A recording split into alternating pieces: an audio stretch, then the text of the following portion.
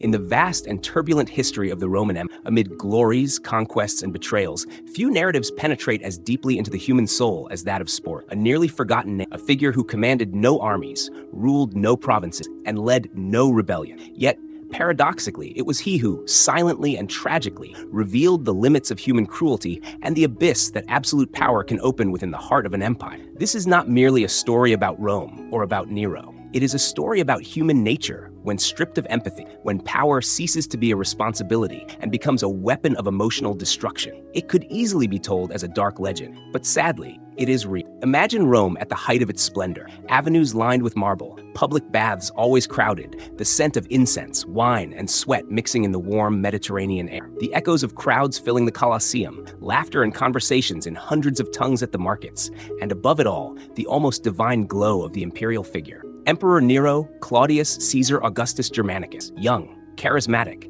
unpredictable, and dangerously self-absorbed, a man who believed himself more than a ruler, an artist, a god, a creator capable of shaping not only the city, but also people in his own image and whim. In this world of luxury and madness emerged Sporus, a young man of uncommon, delicate, almost ethereal beauty. He sought no recognition, had no political ambitions, no desire for greatness. He was merely another face among the many living under the gilded shadows of the imperial palace. But fate, ever capricious, had drawn for him a cruel path. What made him special was not his strength, but his appearance, a fragile, pure beauty that would catch the eye of the most powerful and unstable man of his time. And it would be that very beauty that condemned him. Rome at that time was already weighed down by rumor and fear. The Great Fire of 64 AD still left scars, not only on the ruins of burnt homes, but also in the minds of the Roman. Many believed that Nero himself had ordered the flames, and while the city rebuilt its walls, the emperor built a new kind of empire, one of vanity. The Domus Aurea, Nero's golden palace, rose as a monument to extravagance, and within it, everything revolved around a single desire, to satisfy the whims of a man who saw himself above both law and God. It was in this setting that Sporus appeared, a freedman, technically free, yet in practice still bound by the invisible chains of. In Rome, to be free did not mean to be safe. Beauty could be both a blessing and a curse. For Sporus, it would be both. He would become the mirror in which Nero projected his delusions, his losses, and his insanity. And, as we shall see, that reflection would cost him not only his body, but also his very identity. The tragedy of Sporus did not begin with a crime, but with an obsession. Nero, consumed by grief and madness, sought to replace what he had lost. And in his attempt to recreate the woman he loved, he would end up destroying another human being completely. What some saw as merely another eccentricity of the emperor concealed a deep horror. The forced transformation of a young man into something he never wished to be. A free soul imprisoned in a role imposed by the insanity of power. While the palace corridors echoed with laughter, music, and banquets, behind the gilded doors unfolded the nightmare of a young man whose only crime was existing in a time and place where beauty could be mistaken for possession. And here our story begins, not with the brilliance of Rome, but with the shadows cast by that brilliance. Sporus would be torn from himself, reshaped, renamed, and displayed to the world as if he were a symbol of love, when in truth, he was merely a symbol of control. His life would become the living portrait of how power, when unrestrained, turns love into domination and pain into spectacle. And thus, among marble columns and the echoes of false applause, tragedy was the story of a boy transformed into the living memory of a dead woman, a human being turned into a token of comfort for the most feared and unstable emperor of Rome. And while Rome slept and the empire marched triumphantly across the world, inside the Golden Palace, humanity was silently sacrificed in the name of vanity. The tragedy that befell Sporus did not arise from nothing. It sprouted from grief and madness, from the emotional emptiness of a man who confused love with possession and power with eternity. It all began with the death of Pompeia Sabina, Nero's second wife, the woman he claimed to love above all others, and who, paradoxically, may have been killed by his own hand. It was the year 65 AD. Rome still smelled of smoke and ashes from the Great Fire, and the emperor, already surrounded by flatterers and enemies, watched his sanity crumble. They said Pompeia was beautiful, refined, and temperamental, and that Nero loved her with a sickly intensity made of jealousy, lust, and lack of control. One day, seized by rage, he struck her in the belly, perhaps with his fist, perhaps with a word, and she, pregnant, died. Other versions say it was childbirth or fate, but in every version, one thing is certain: something inside Nero died with. From that moment, the Golden Palace plunged into grotesque mourning. The feasts ceased for a time. Laughter turned into sad echoes in the marble corridors, and the emperor, once theatrical and flamboyant, began to wander through the gardens and halls like a ghost, obsessed with the memory of the woman he had lost. He ordered artists to paint life-sized portraits of her, sculptors to carve her figure in white marble, and musicians to compose songs that recalled the sound of her voice. It was as if he wanted to stop time, to capture the life that fate had taken away. But the void within him was insatiable, and when grief met madness, tragedy took shape. It was in this emotional abyss that Nero saw Sporus. Perhaps during a ceremony in the palace, or while strolling through the imperial gardens. One look was enough. The young man, his delicate face and gentle features, seemed to the emperor an apparition, a living echo of Pompeia Sabina. And where an ordinary man would have seen only resemblance, Nero saw an opportunity to defy death. In his mind, distorted by power and loss, the solution was simple. If the woman he loved was gone, he would create a new one. If fate had deprived him of Pompeia, he would seize from fate itself a copy, a reflection, a living memory. What began as fascination quickly became obsession. Nero's closest advisors noticed the insane gleam in the emperor's eyes whenever Sporus passed by. Comparisons with the deceased wife grew more frequent, the conversations darker. And then, one day, Nero made his decision. A cold, unquestionable order was given. Sporus would be castrated, purified, to become worthy of embodying the role of the lost woman. The court fell silent. No servant dared to question. And thus, in the marble chambers of the Domus Aurea, the fate of a young man was sealed under the pretense of love. Imagine the scene.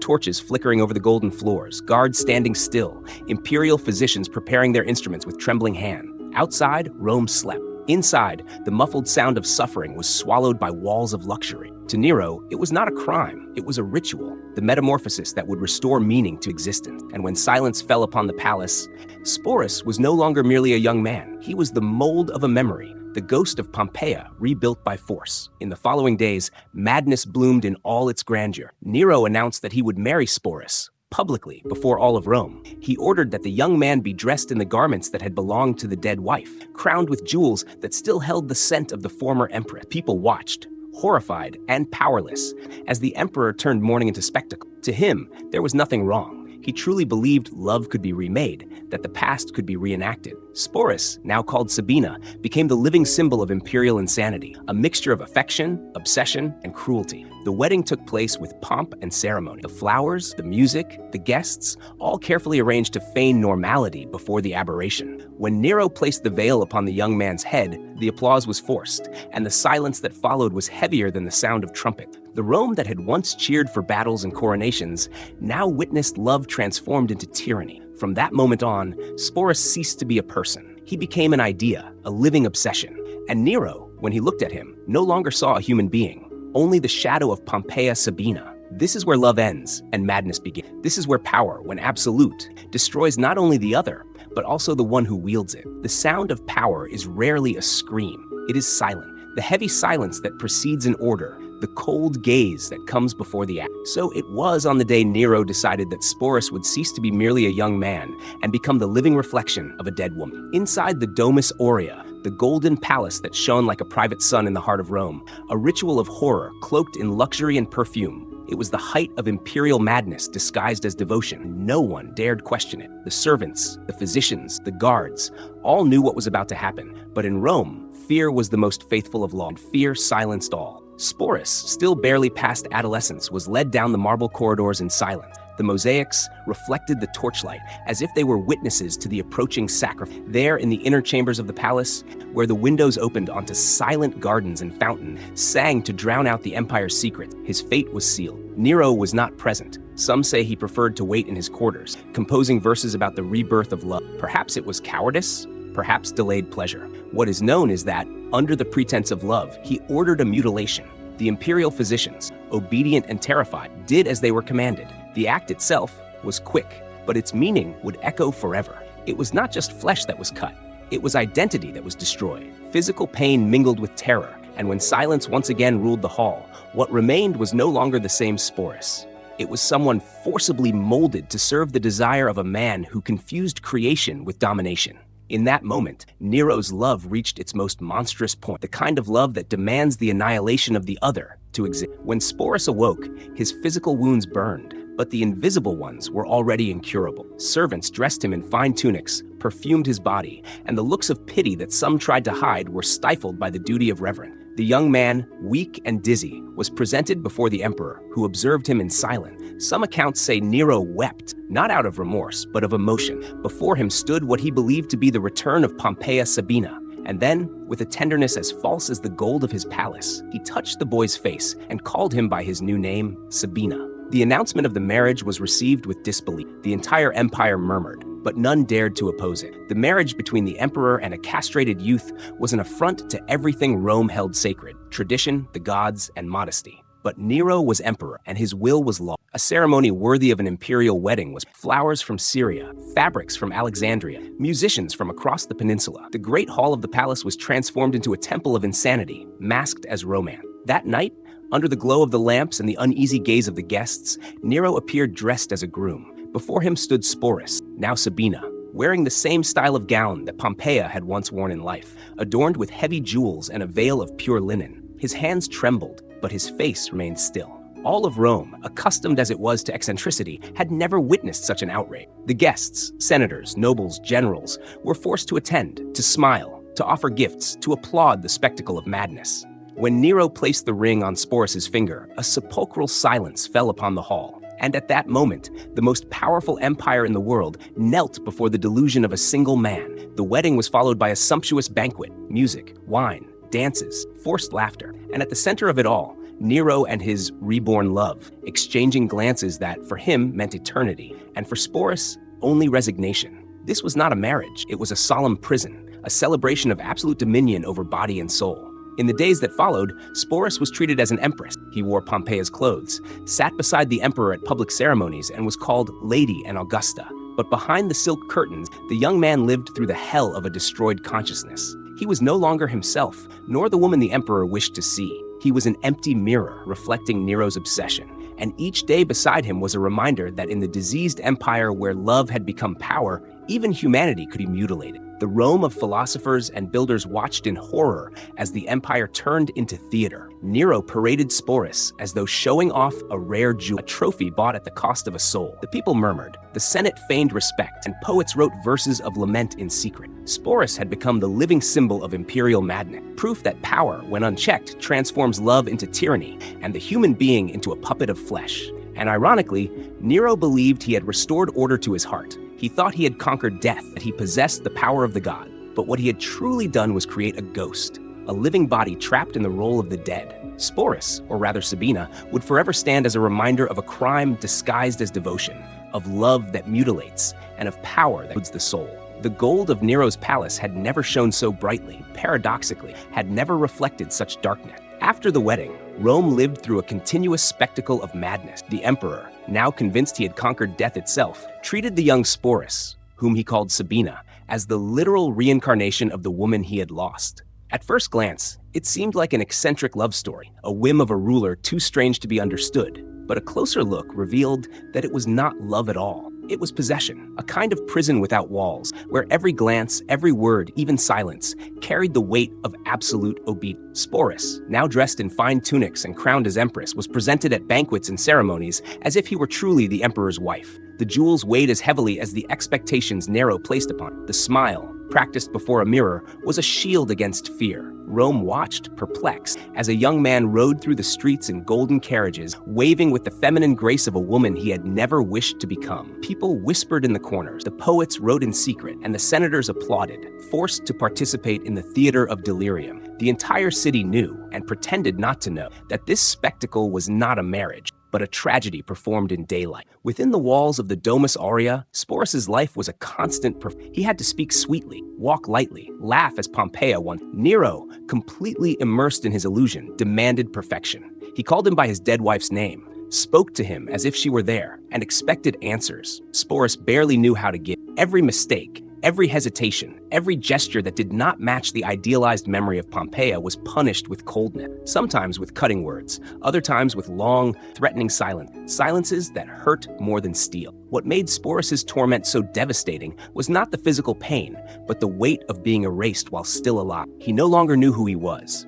The sweet-faced youth who had once been free had become a ghost trapped inside another's body. And the more Nero shaped him, the more his own identity dissolved. The emperor believed he was loving, but in truth, he was destroying. And the court, complicit and cowardly, sustained the lie, calling Sporus Augusta, bowing before him, serving him wine, pretending reverence. Nero's power was so absolute that even reality bent before the feasts, once displays of grandeur, became rituals of exhibition. Nero took Sporus to theaters, temples, and public squares, always as his wife. He ordered him to sit beside him on the throne, to smile for guests, to parade through the streets while the people threw flowers and astonished glances. The crowd, divided between fear and curiosity, watched as though trapped in a play they could not leave. Some stayed silent, others laughed in secret, and amid that sea of appearances, Sporus remained still, his gaze distant, his mind lost between obedience and shame. Public humiliation was only the visible face of a deeper torture. On silent nights, when the palace torches dimmed, the young man was forced to listen to Nero recite poems to Pompeia,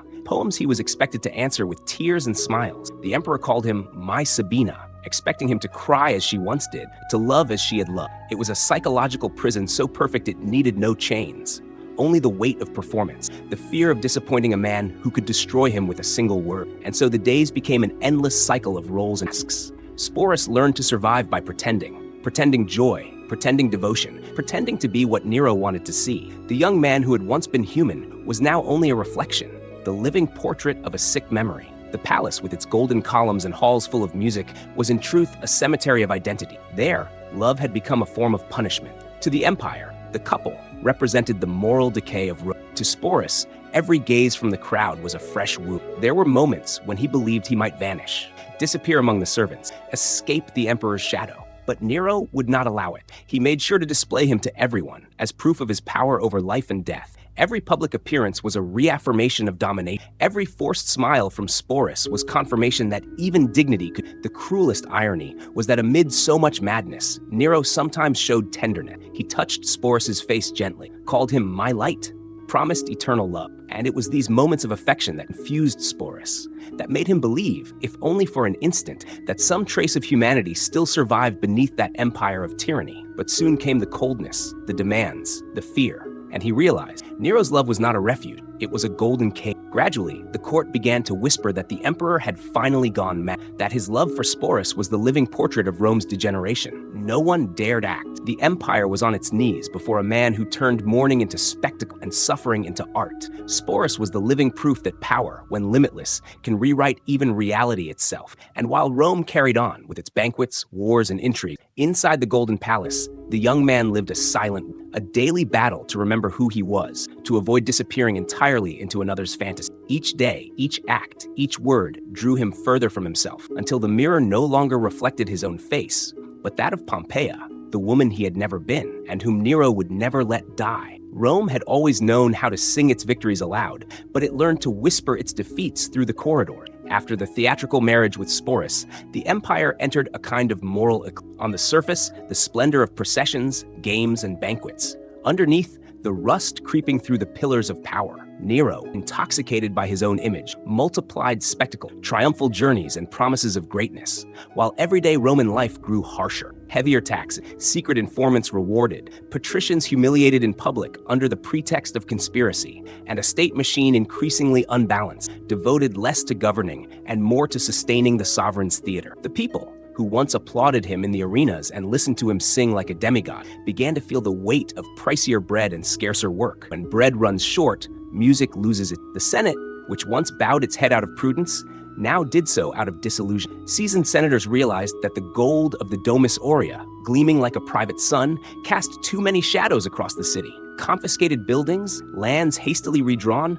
public priorities traded for private whim. The memory of the Great Fire still smoldered in Rome's collective conscience, and each new extravagance seemed to rekindle the embers of suspicion. Nero answered with more performances, more verses, more crowns from his travels to Greece, as if beauty could purchase obedience, and as if harmony and song could silence the noise of hunger. But an empire is not an infinite audience. Its patience has limits, and the legions, those trained ears, listened to a different rhythm, the one struck by commanders who counted pay, roads, fortresses, and honor. In the provinces, murmurs began to turn into voices. Governors and generals, men accustomed to measuring distances and dangers, started to fear that Rome was no longer ruled by a prince, but by an artist of his own vanity. Nero's name still carried weight, but respect faltered. And when respect falters, loyalty is never far behind. Between a chariot race and a late-night recital, discreet reports reached the palace. A restless garrison here, an insolent tribune there, a letter asking more questions than it should. The emperor, sensing cracks,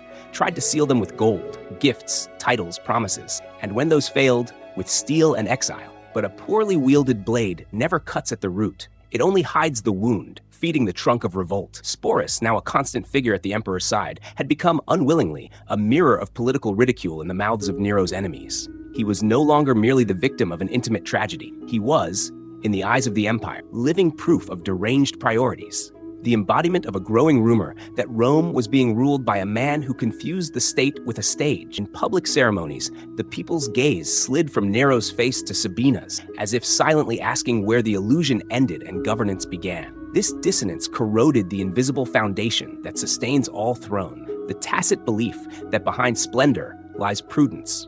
When the news from the frontiers began to compete with the emperor's songs, the balance shifted. Military setbacks, logistical delays, emptier coffers, all these sketched line by line the pale face of decline. The Praefectus Praetorio noticed glances that were no longer of devotion, but of calculation. And calculation, among armed men, is always dangerous. Nero doubled his schedule of appearances, believing constant visibility could win hearts back, and planned new journeys of glory to the where applause came easier and criticism stayed distant. But Rome, waiting for his return, was not a pliant audience. It was a vast body with 1,000 nerves already sensing. Then the once timid voices organized into discreet choirs. Letters crossed the Mediterranean. Oaths were renewed far from the capital. Governors began to weigh probability. What keeps an empire united is not fear alone, but the expectation of order. When that expectation breaks, fear becomes ammunition against the throne itself. In the Senate, some preached cautious patience. Others whispered of action. Beneath the surface, alliances took root like cracks splitting stone from below. The empire, as vast as the pride of its ruler,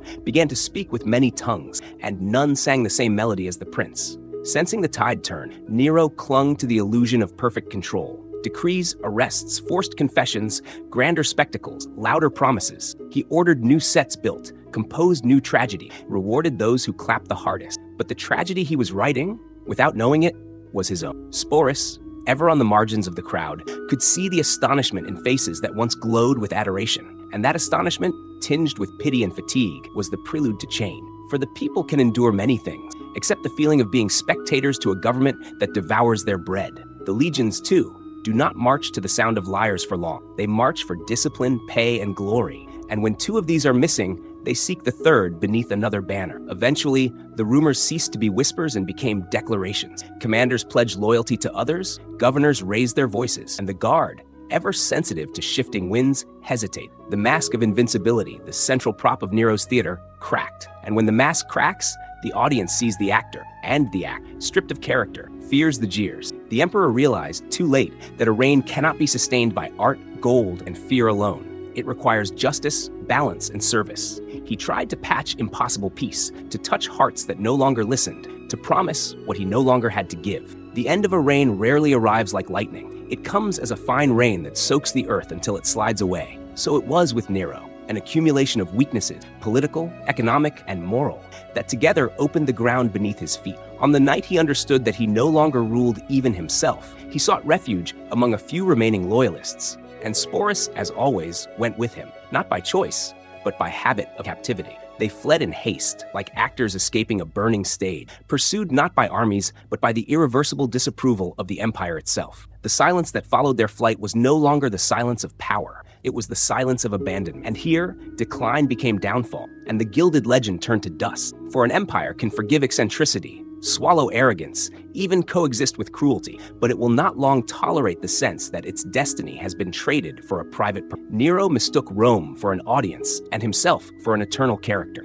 When the lights dimmed, what remained were the accounts, the frontiers, the bread, the honor, all the things he had treated as props. In the end, the audience rose, and when the audience rises, the play is over. When the sun rose over Rome in June of 68 AD, the empire no longer had a master. The final act of Nero, his suicide in a humble hideout, witnessed only by a few servants and by Sporus, ended not just a reign, but an entire era of delirium. The echo of the fatal blow rippled through the city like a muffled thunderclap, and for a moment, Rome stood still, uncertain whether to mourn or to breathe in. The emperor, who had seen himself as an artist, a lover, and a god, was now nothing more than a corpse without a throne. And beside him, motionless, stood Sporus, the living shadow of a tragedy that, in cruel irony, had outlived its creator. Nero's death did not bring freedom. For Sporus, it was only a change of chain. The young man, weak and exhausted, was gathered up with the remnants of the imperial court and carried off as a trophy by the victor. The new power rising, that of Galba, saw in Sporus not a man, but a symbol, the lingering image of a corrupted empire, the body that embodied the decadence of its fallen ruler. Instead of solace, he found display. He was paraded as a curiosity, a living piece of political mockery. Where once he had been called Augusta, he was now only the madman's widow. Galba, stern and pragmatic, shared none of Nero's artistic madness, but saw utility in them. He kept him under guard, perhaps out of superstition, perhaps convenience. The empire loved to turn victims into ornaments of power. Once again, Sporus was forced to live among luxuries that were not his, in rooms where every laugh was rehearsed. There was no longer a role to play, but neither was there an identity. He was an empty vessel surrounded by echo. When Galba was assassinated a few months later, the cycle began anew. The empire changed hands with the speed of a rolling dice, and Sporus passed from master to master like a spoil of war. None saw him as human. He was the invisible war prize that carried the curse of Nero's name. Until Vitellius came, the cruelest of them all. In a blend of sadism and theater, he decreed that Sporus would serve as the centerpiece of one final spectacle. He ordered that the young man be taken to the amphitheater to reenact the myth of Proserpina, the maiden abducted and violated. That was the breaking. After years of servitude, humiliation, and loss, Sporus refused He had already been ghost, wife, trophy. He would not become a joke as well. On the night before the performance, alone, he chose the only free act of his life, death. In the end, he freed himself not by decree, but by decision. Rome barely noticed his passing. No poet wrote verses, no senator spoke his name, but among the empire's shadows, Sporus's silence echoed like the lament of all who had been crushed by power. For in the end, his story is not only about Nero, it is about what happens when love becomes domination and humanity is extinguished beneath the weight of... The story of Sporus ends where so many others fade, in oblivion. Yet, unlike most, the silence surrounding him speaks louder than any speech. Among the ruins of Rome, between broken columns and weathered inscriptions, the name Sporus survives as a whisper, a haunting reminder that power, when absolute, has the ability to turn people into objects and lives into spectacle. His death was quiet, but what it symbolizes is vast. Sporus was no warrior, no senator. He founded no temple and won no battle. And yet, his story has crossed the centuries because it reveals something universal, the human capacity to resist dehumanization, even if only through the final act of refusing to suffer any. Nero tried to erase the boundary between love and domination, between the human and the divine, and failed. The empire, however gilded, could not stand upon the fantasy of a man who mistook desire for creation.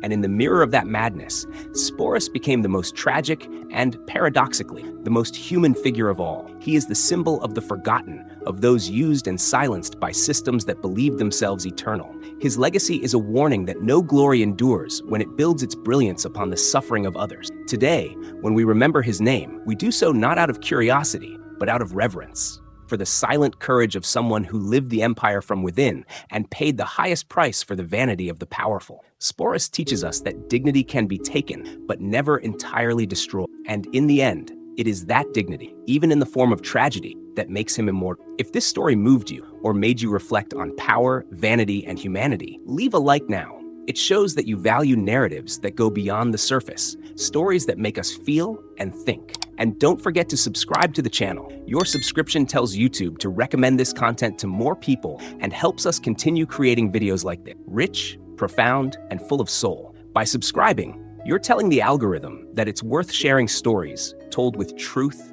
and emotion. I also want to read your thoughts in the comments. What did you think of Sporus's story? Do you see him as a victim, a symbol, or something more? Your words help keep alive the discussion about what power is and what it means to be. And before you go, don't leave just yet. Click on the video appearing on your screen right now. It's even more fascinating and passionate than this one, and I'm sure it will hold your attention from beginning to end. See you soon, and thank you for being part of this journey through history.